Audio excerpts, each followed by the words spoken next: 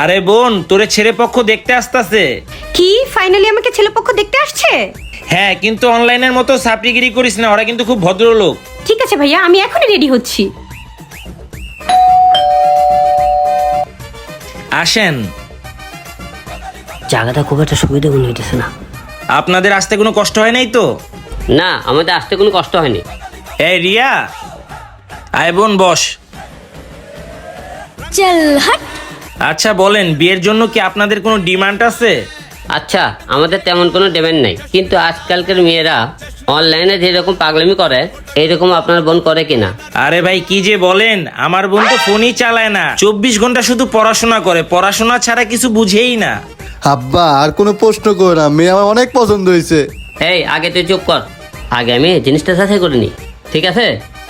এই সিঁড়ি একটা জামালপুরি সং লাগা।